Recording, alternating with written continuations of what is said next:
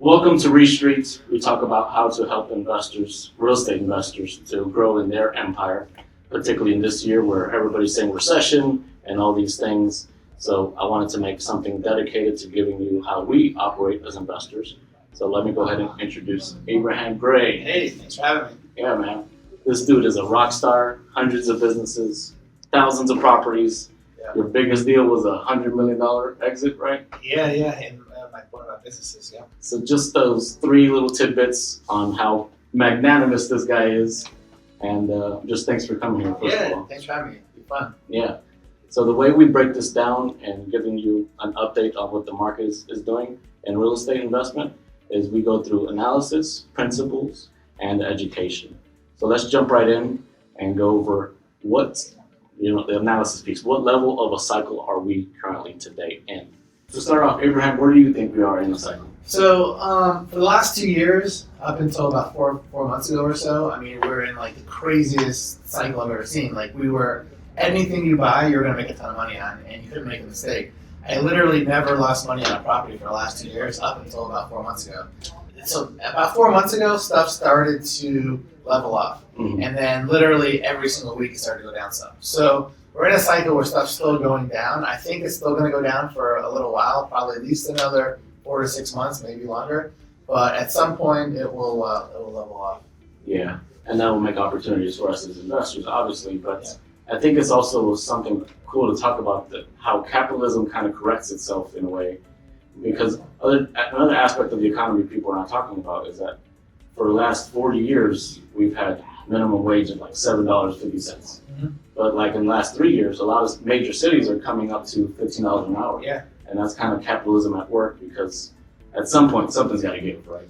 And even the cities that aren't at $15, literally, if you try to hire people for $10, $12, you're just not going to get anyone. Like, you have to pay $15. Yeah. So even if it wasn't, like, I literally have tons of businesses right now, and I'm paying people 50, 60, 70% more than I ever had to pay them, but it's worth it now. So. Mm-hmm.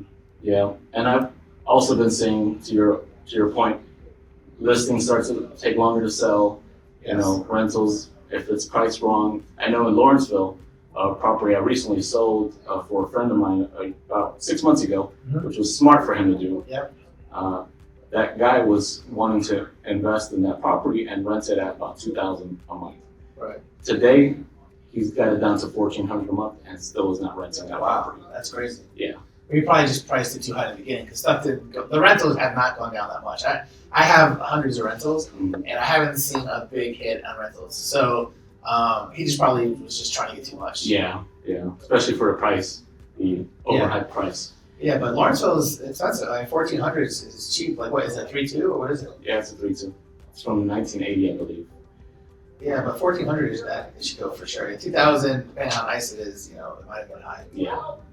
So what thoughts are going through your head this quarter on how to act as an investor? So what I'm thinking now is literally for the last couple of years, like 85% plus of what I bought was all cash deals. I would pay cash, I'd flip it, and it was gone like instantly.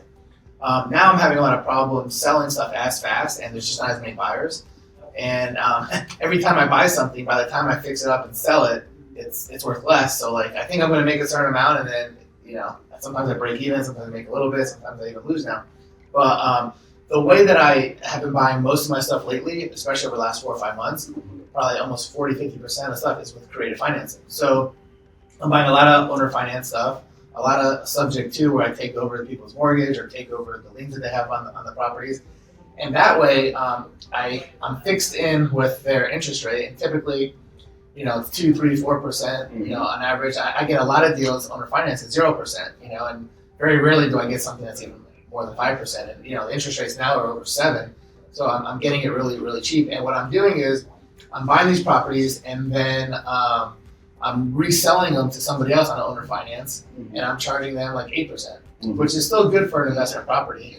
So a lot of people can't qualify for a loan, but they have a lot of cash. Maybe they just don't have a job where they report taxes. It could be like a waiter, it could be, a stripper, it could be a drug dealer, whoever it is. Mm-hmm. So there's lots of people like that out there, and they have a lot of cash, but they just can't get the credit. So I'm just buying a ton of stuff on a creative finance deal, and then I'm reselling it on another creative. Actually, That's what I did with you. Mhm. I bought an apartment complex, right, in Forest Park on a creative deal. Mhm. And I kept it for, I don't know, 8 months or something. Yeah.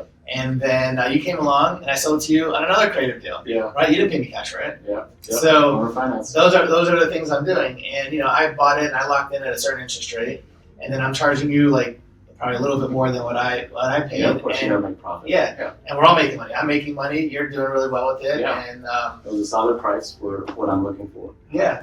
Yeah. Yeah, I mean, we're talking, I think you paid, it was definitely in the 40s per door, which is crazy. Yeah. Needed some work, but, had long-term tenants. They were paying way under market. Yeah. So, you have to go in there and do what you do. I didn't have time to do it. Yeah, deferred maintenance, that sort of thing. And you have, like you said, hundreds of things you're already dealing with. Yeah. So it was just like, Yeah, so it was perfect. So that's how we met, actually, from buying that property. But that property is like the perfect one of showing everybody what I'm doing. So I do mostly single family, townhomes, condos, stuff like that. But I do the same thing with tons and tons of people. I'm just buying them on a creative deal, and then I'm reselling them on a creative deal. And then some of them I rent, but right now I'd rather just, sell them on another. So it's basically called wrapping. When you have a mortgage and then you sell to someone else on a separate mortgage, it's a wrap because there's 2 mortgages or more. I thought you were going to say Tupac. No. Oh, man. Is he dead? But he raps. He raps, yeah. Anyways, past my bad jokes. Yeah. Subject 2, you talked about, people have a hard time wrapping their head around it because what motivation could somebody possibly have to just give up an assumption to a mortgage? There's so many. First of all, there's 2 separate things. So when you take over something subject to, and if you take over something on assumption, there's 2 totally separate things. Mm-hmm. So on a subject to, you are taking over their mortgage or potentially liens or anything else, but everything stays in that person's name. So their Right. mortgage stays on their credit, everything else. When you assume something, you take an assumption over, you're actually changing it from their name to your name. Mm-hmm. So very, very few mortgages are even assumable. So I basically never assume anything. I always take it over subject to. So basically what happens is there's a deed that shows who owns the property, and then there's a mortgage who shows who owes the money on the property and who has that mortgage. So I always leave the mortgage in their name and transfer the deed to my name. So I'm the owner, but the mortgage is in their name. And you're asking me, why would people do that? Well, I do like a few of these every single week, and there's so many benefits. So if you target people that are pre-foreclosure, they're about to get foreclosed on, Exactly. first off, if they don't do this deal, right, they can't sell it because now the market's so hard to sell, so they can't sell it. If they sell it, they actually have to come out of pocket with money, and they're about to get foreclosed on, they don't have money. Yeah. So what happens is you could pay them a higher price because they have a 3% interest or whatever it is, and you know that they're paying $1,000 a month of payments, and you could rent it for $1,800, $1,700, so you know that you can make money on the cash flow. Mhm. Like if I was to buy these homes from them and then try to sell them for cash, I probably would lose money on almost every one of them because there's no room for that fix and flip, and then after all the fees and everything, there's no way to make money. But when I'm taking them and I'm renting them, or if I'm taking them and wrapping them, there's a good spread. Yeah. So, but the benefit for them is, again, I'm saving their credit because if I don't do these deals, they're going to get foreclosed on. Yeah. So I give them some money, I give them some amount of money up front, and then I take over their mortgage, and then I basically save them from hurting their credit even worse. And then every single month, I build their credit up because I'm paying that mortgage on their behalf. So every single month, these people went from shitty credit to less shitty everything. Yeah. And that you're saving them from 7 years of pain. Right? Yeah. Nobody's going to want to give them any credit whatsoever. And I actually recently also talked to a seller about this sort of situation, and she just cared about, hey, there's only a balance of $37,000 on this property. Uh-huh. Just take the mortgage, pay it every month. I don't care if you pay me over. Just I don't want my credit to be destroyed. And that sort of stuff happens more than you think. Like you said, 50% and they get some amount of money up front. Yeah. So sometimes they get a few $1,000, 5,000, 10, 20, 30. It depends on how much equity they have. Mhm. If they have a lot of equity, then what I usually do is I'll give them some of their equity, some of their cash up front, and then I'll take an owner finance on the rest. So sometimes I'll take it over subject to where I'm taking over their mortgage, and then I'll get a second loan from them on a seller finance, and then I just pay them some of their equity. Because some deals, the only way a good creative deal is if you're paying a certain percent of the money up front. If they have 50% equity, you don't want to pay half the money up front because then it's not a good creative deal. That's almost more like a cash deal. Mm-hmm. Yeah. Wow. Those gems by itself were great. We could have just stopped there, but let's keep going. Do you personally follow local or national news to also get apprised of what's going on? Of course. So I see every single day on the news, well, for the last couple of years, I'd see, man, there's 100 bids on this house, 100 bids, no one, everyone's getting bid out. So now it's changed. Now it's like, oh man, houses are on the market for 3 months, 4 months, there is very few offers. Prices are coming down, interest rates are going up. I see it all the time. And the reason why it's important to look at that on the news is because if you could see it, it means everyone else could see it. So it's just important to know what everybody else sees so you know how to negotiate, because everything's a negotiation, and if people have the wrong perception of what's going on, it's hard to negotiate with them. But if they know what's going on, it's a lot easier to negotiate with them because they see what's really happening. Yeah, especially like if you're looking at a property, you're not sure what the status of the development nearby is happening, going on with it. That's going to be key to you also looking to buy that property and looking over long term what's it's going to make you a rental, price wise, equity wise, etc. And also, I totally forgot to actually answer your question myself. What thoughts are we holding to this quarter? I'm sticking to my usual principle of 2%. The 2% rule being if you buy a property for $100,000, you make $2,000 a month, or close to that, or in the short term, make close to that. For example, in that property in Forest Park, that is going to reach closer to 2% probably in a few years, maybe if I squeeze it in 6 to 12 months. But that's how I approach the thoughts I'm holding to this quarter. Only buying stuff that is a 2% rule on the rental side. So that's a good point. But here's the thing, it depends on how much money you're putting into it. Like if you're putting a significant amount of money into it, then yes, you should definitely hold yourself to the 2% or whatever you need to.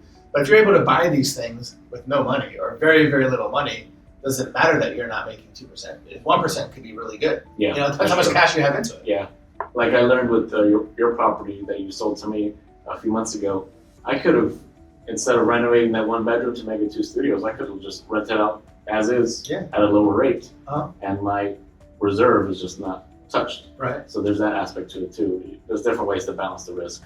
Totally right on that. What do you recommend a beginner and experienced investor to do nowadays? So I would say that if you're talking about real estate, you got to be really careful.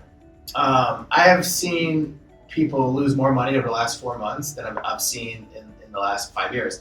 Like literally, no matter how smart or stupid you were, it was almost impossible to lose money the last 2 years in real estate because, I'm not perfect. I buy tons of properties. I was buying like 30 properties a month, and I didn't buy every one perfect. I made mistakes, but I still never lost money for the last 2 years. Why? Because if I fucked up and I paid too much, like literally 2, 3, 4 months down the road, it went up 10, 20%. Now I'm making money on it. You know what I mean? So it was basically, so people got spoiled. Yeah. People got spoiled, and there were so many hedge funds and other crazy investors paying so crazy high prices that everyone got spoiled. Now it's the opposite.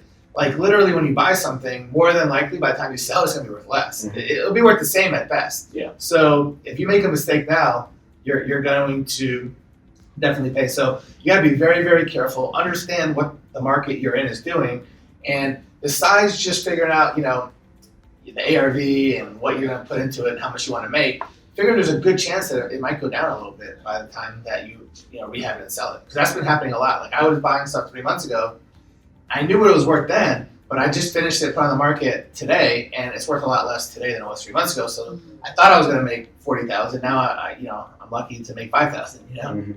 How do you offset your risk on that? Like, if something is too bad to sell right now, you just hold it and rent it, or? No, I get rid of it. So I just have too much money tied up in this stuff. I just want to turn stuff. Okay. The way I offset it is to pay a lot less on the next properties I buy. That's basically the only way I offset it. Like, if you kept everything until it went up, it's just gambling. It could go up, it could go down. You just gotta free up that cash to buy better deals. So if you don't free up that cash, then you might have some opportunities for great deals that you can't buy. Yeah, that's true. And it may be something that people don't want to hear, especially if they're bleeding right now financially. But sometimes you just gotta cut the bleeding. You gotta cut the bleeding.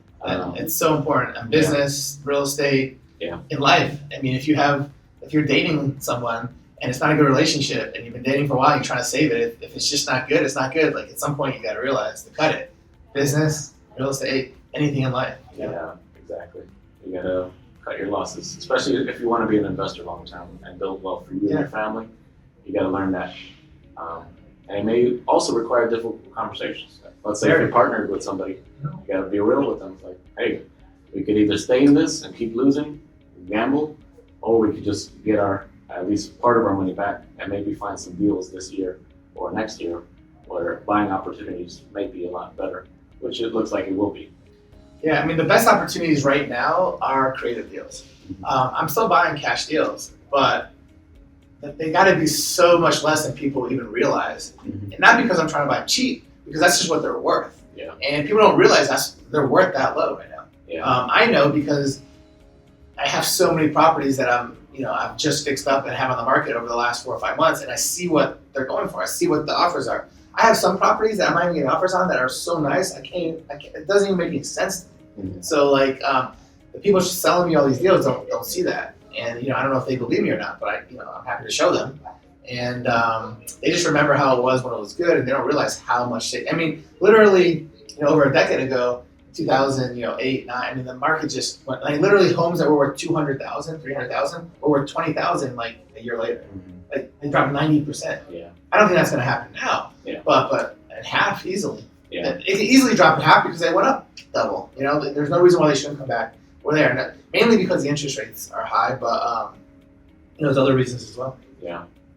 There's people that might be looking and thinking out there, how could you live with yourself if you're doing a cash deal and offer, 90%, 70% off? But the reality is, how many people could actually move $100,000 in a week's notice, right? There's a massive value, there's a massive cost to that. There's a massive risk above everything else of that. So you have to offset your partners, all the XYZ. So think about that approach too. When you're having to offer, hey, this property's worth X amount. Look, everything's on the downturn. There's properties around you are all sitting for 6 months. We got to deal with reality, especially when we're investors. You don't want to just offer above and beyond just because you want to feel good about yourself, because you're going to lose out down the line. It's the same thing in business. So, I buy tons of businesses. I buy businesses every year, and it's the same thing. The way that you value a business, right, is different than real estate. You look at the last, 3 years of what it made, and you kind of base it on around a 2-3 times multiple of what it made. So if a business is consistently making $100,000 a year, it's worth somewhere between $200,000 and $300,000. It's worth 2 to 3 times what it makes. So when you're looking at a business, and typically what you want to see is a business kind of making 100,000, 110, 95, 100, kind of staying around the same ballpark, or 100, 110, 120 going up every year. But if you're buying a business and all of a sudden you see that 3 years ago it was making 100, that 2 years ago it was making 90, last year it made 80, this year it's projected to make 70, you're not going to pay, based on what it was making 3 years ago. You're going to pay on either what it's making now or what you project is going to make over the next couple of years. So it's the same thing. You gotta pay on what it's going to do. If it's on a downturn, you gotta be safe. Yeah. So what would you share with somebody in a good and a bad financial position to prepare for this year? Again, you gotta learn how to do stuff more creatively. What I would do is I would go to all the local real estate meetups and kind of go to all the Facebook groups that have real estate in your area. Get with other people that are doing it, and learn from them. A lot of them will teach you for free if you just help them, and some there. Sometimes you might have to pay a little bit, but if you're not good at knowing how to value stuff or knowing how to do stuff creatively, it's going to be really tough over the next year for sure. Yeah. Stuff will turn around, and then it'll be back to the way it was a couple years ago at some point, but not in this year, not 2023. Yeah. Do you have any upcoming events? I know last quarter you were doing some. Yeah. So in Atlanta, I have a real estate event every single month, and if you follow me on Facebook, or if you go to a Facebook group, it's called Atlanta Elite Real Estate Connections.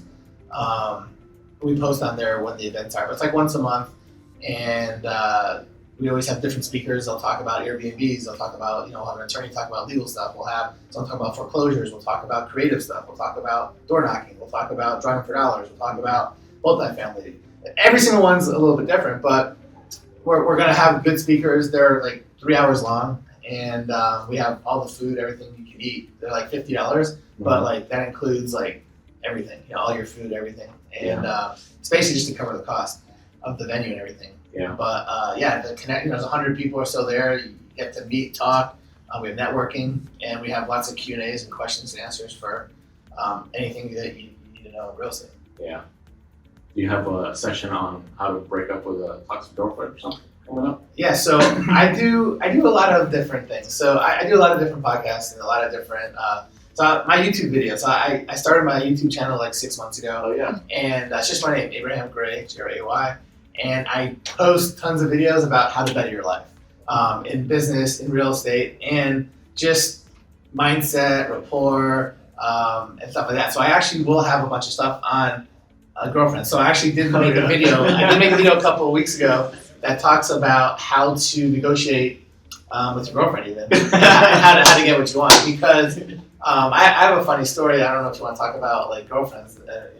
Mine's the wife. I've been with her since 1997. Wow. Yeah, we've been together for a long time, over 25 years now. But she wanted kids. I didn't really want kids. And we just basically had to negotiate. So, we came up with, a whole strategy of, she's asking me why I didn't want to have kids. I gave her a list of why. And calculated the overhead. Yeah, just everything. There's a list of reasons. And then she was like, all right, well, here's a list of reasons why I want them. And we just kind of went back and forth, negotiated it out. And all the reasons why I didn't want to have them, she had a counter for it. And then we just negotiated and we worked it out. And now we have 3 kids. So, but it's just negotiation. Like a lot of times, the problems are something that can be solved. You just gotta work them out. Yeah, and having the courage to also talk about that stuff, right? Yeah. Some people fear tense conversations. I've kind of learned over the last few years to kind of be okay with them, even though I may be upset and I need some space for a day or so.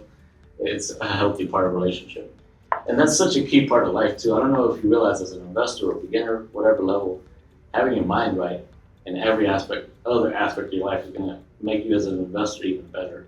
If you avoid other parts of your life, like relationship, and you're going to come to a deal and make a decision based on, I hate that woman, or I hate that man, you're not going to be making the right decisions, right? You're going to have that poison in your brain, which is going to deviate you from making the right decision. I do a few like big masterminds every single year. It's focused on creative business buying.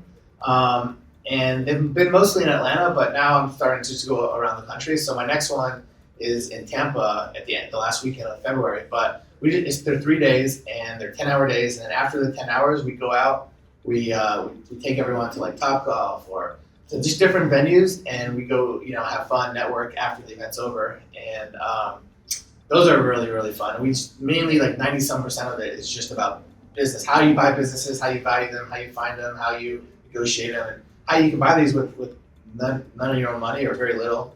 Mm-hmm. And we're talking about very profitable businesses that make millions of dollars. So I do those events, but I'm always like talking with other people and just whatever questions you have, I answer them.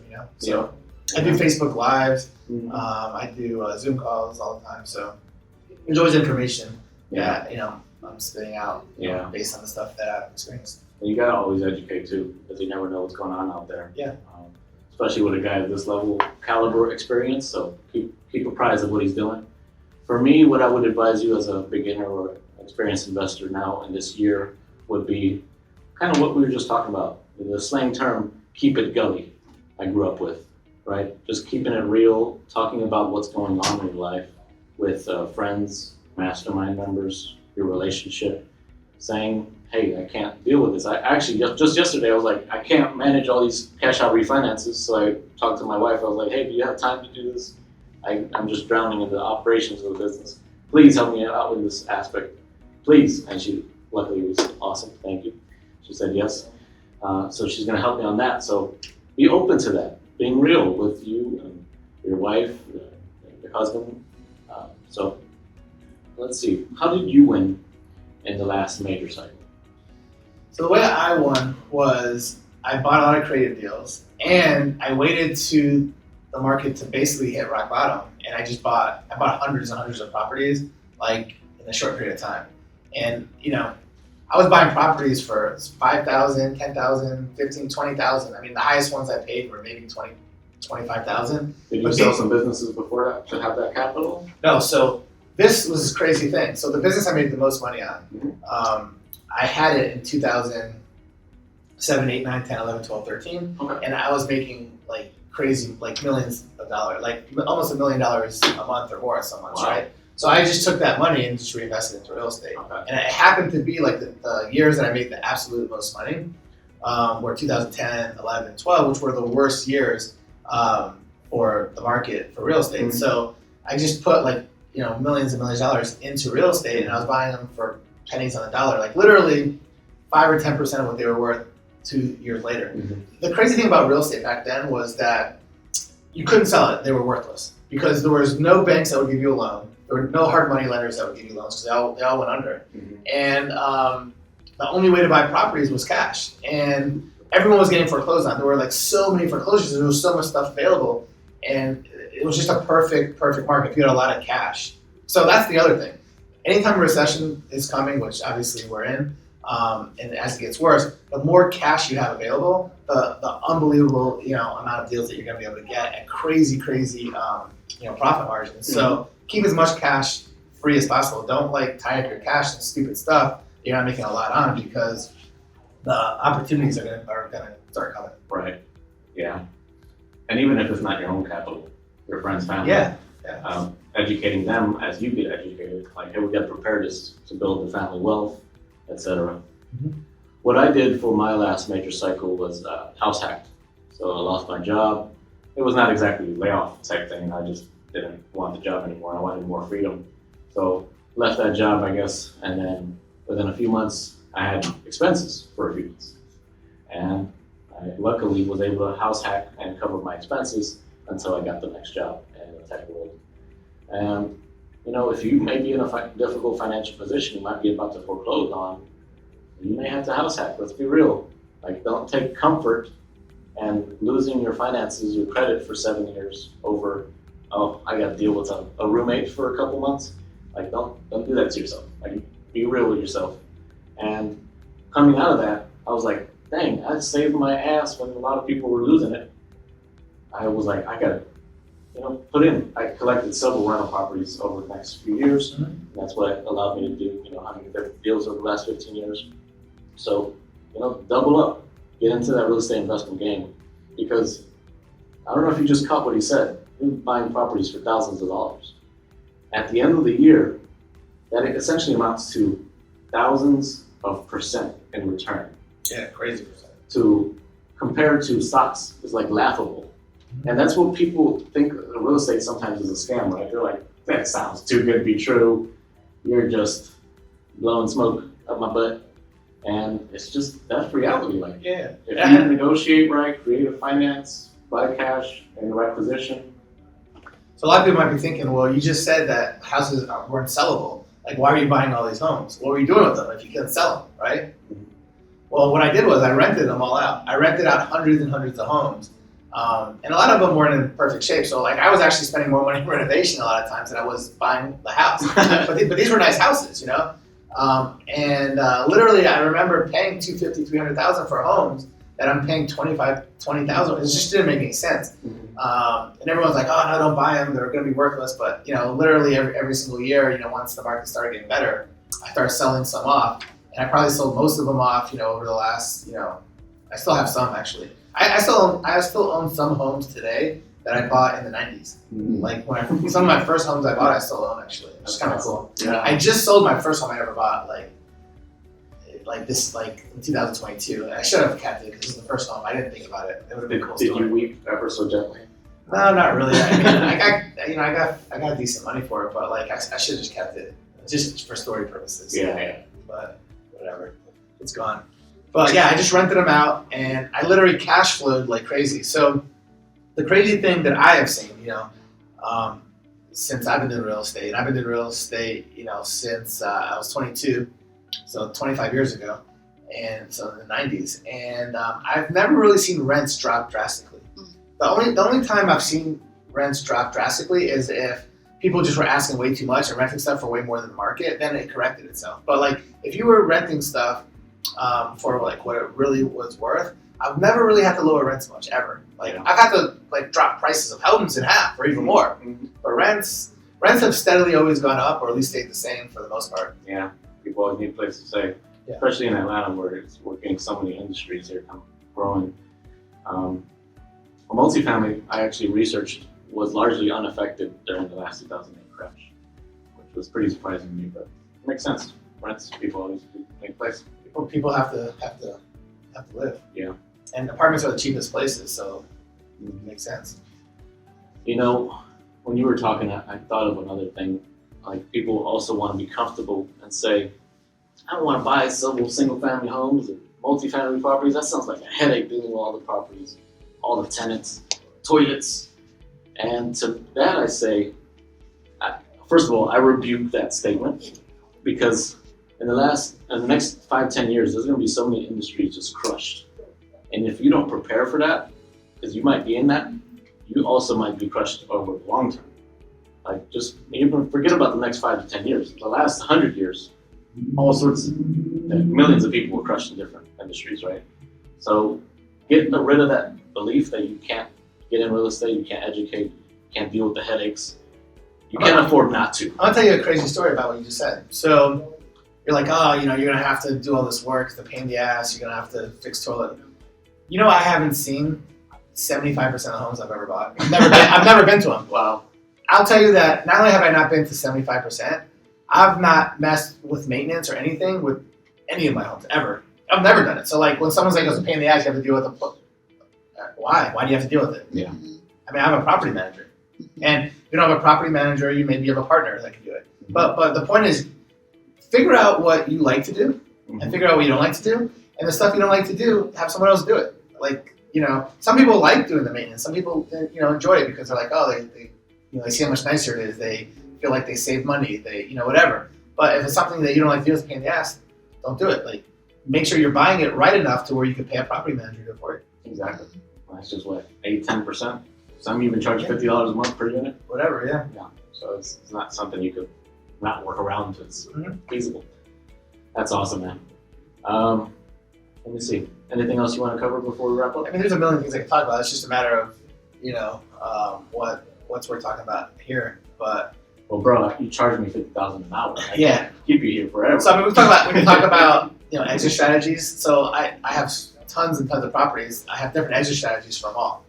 I rent a lot of properties out, which most people know. I at least purchase a lot of them out, which is basically like renting it, but giving people the option to buy it. I just charge them like a fee up front, usually around $10,000, depending on the property. Some a little less, some a little bit more. I'm like, here, for $10,000, you have the option to buy this house for this price for the next year, or 2 years, or 3 years. And then I just rent it to them, and then if they buy it, great. If they don't buy it, whatever. I do a lot of wraps, like we talked about. Where lease purchase, they also have to do everything around the house, right?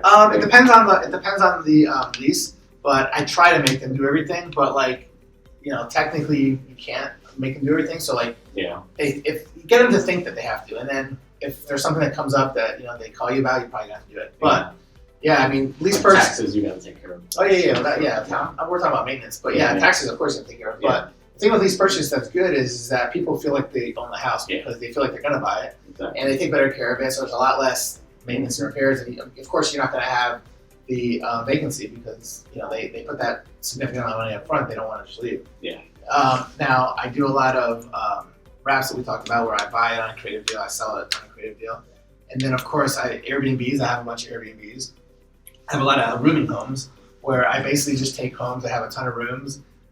Sometimes basements, sometimes they have garages I can close in. Sometimes what I'll do is I'll take like the living room, dining room, turn everything into a bedroom, and I'll rent out like 10-12 rooms for $6,000 to $1,000 a month per room. Yeah. And I'm getting $8,000 a house instead of $2,000. Yeah. And I pay for the utilities and get it set up. But I do I have like I think 8 of those right now. How do you work the management around that? So same thing. I usually have one person that lives there that's in charge of that particular house. And then I have one person that's in charge of all my houses. Okay. So I have one manager in each house, and then I have one general manager, I guess you'd say, that talks to every manager. Okay. What about utilities? I pay for everything. I pay for cable, utilities, everything. Oh yeah, because you have so many quantity, it doesn't matter to split it up. And then I pay for everything, and then those people. That's why they're paying. What they're paying. So my overhead on those are a lot more than rental because I'm paying for all these different things, but I'm getting 4 or 5 times the price of rental. And it's full deduction for all these. Yeah. Everything's deductible. So I have a lot of those. There's some homes that I have that have like a basement and they're kind of like private and they're in good areas, and I'll just turn it into 2 living spaces. I'll wall it off to where you can't get from the basement to the main level. I'll rent out the basement as a house, and I'll rent out the regular house. And usually I can get almost full price for the house without the basement. So I'm not really taking off much money, but then I'm getting like almost a full rent again. So I'm like, instead of getting like $2,000 for the house, maybe I'm getting $1,800 for the house, but then I'm getting another $1,300, $1,400 for the basement. So I'm making 50% more. So I do that with a lot of homes. It's basically turning them into like a duplex type thing. Yeah. But I mean, there's so many other things I do with homes as well. Obviously, some homes I buy, I just fix up and flip. Some homes I buy, I just sell to somebody without doing anything. So and sometimes I'll take a home and I'll just do like a very, very little to it and then sell it to another investor, let them finish it.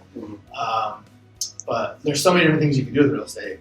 And depending on how you buy it, that's what's going to determine my exit strategy. How much money I have into it, how much, just really everything. And then that's how I determine what makes sense. Yeah. And if you buy, for example, on the 2% rule strategy, if you do buy and for some reason you can't like rent out the duplex, that fallback strategy of every room at $500 a month, easily reaches $2,000. If you bought it for $50,000 and you're making $2,000, you just destroy the 2% rule. It's very hard to hit that 2% rule if you just do like normal stuff, especially with single family. You do a lot of multifamily, and you do creative stuff. So that's why you do it. Anyone that does creative stuff, you can hit whatever. But like in Atlanta, like just having regular homes, I mean, hitting the 1% rule is what people target. But like you go to Macon, Georgia, you can hit 3-4%. So it depends on the area too. And that's what I teach my students is going outside the Atlanta market. And just the most expensive areas in Atlanta, you're never going to hit even 1%. You're lucky to hit half or 3/4. But once you get to like lower income areas or further away from Atlanta, you can hit all kinds of crazy percents. You're never going to get any 1% in Buckhead. No. Yeah. All right. Well, dude, I think you let off enough watering hose of information for us. Yeah. I'm sure everybody watching is grateful for your generosity. For sure. I'm sure you even want to share more, but we have limited time today. Yeah. So thank you so much, Abraham. Yeah, good seeing you. God bless you, brother. Make sure everyone goes to my YouTube, Abraham Gray, and I put cool videos out every single week, at least 2, that teaches you how to do all kinds of stuff. Yeah. So add him on Facebook, on YouTube, go to his events. And this has been Re Street, sponsored by Commonwealth. And if you want to hit us up for investing in affordable housing, multifamily, go ahead and click the link in the description. Thanks for watching.